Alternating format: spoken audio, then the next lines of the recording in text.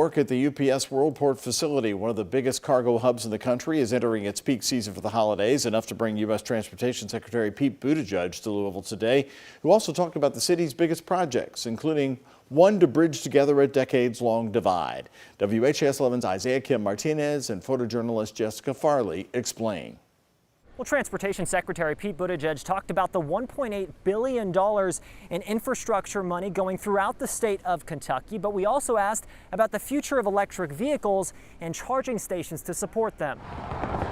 Reimagining 9th Street and revitalizing Broadway are two major Louisville road projects being funded with help from the federal government. Communities are coming up with compelling visions for how to make their streetscapes and roadways safer, more user-friendly, often more environmentally friendly. Secretary Buttigieg expanded upon his role in helping them come to fruition. We don't expect all the projects are going to come out of headquarters in Washington, D.C.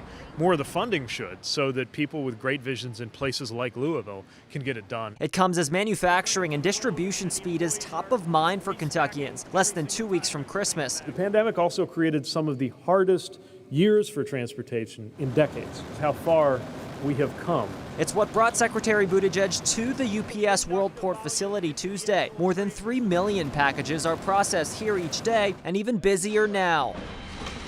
Is this proprietary? Buttigieg stepping inside one of the largest cargo planes. During his stop, we had to ask about developments like the one down in Glendale. Ford's electric battery plant's taking shape. Buttigieg tells us he's committed to working with Kentucky to make sure its power grid can support the EV wave, something many drivers in the state are concerned about. It's true that we're not going to be able to run tomorrow's cars using yesterday's grid. That includes more charging stations being built. So talk about everything from neighborhood charging, if you're in a multifamily apartment building, to getting the highway network built out so that when you take a road trip, same as you know there's going to be a gas station between you and where you're going today, that you'll eventually have that same confidence about charging. He says his team will continue to provide funding, creating a framework both local and state leaders can act upon. In Louisville, Isaiah Kim Martinez, WHAS 11 on your side.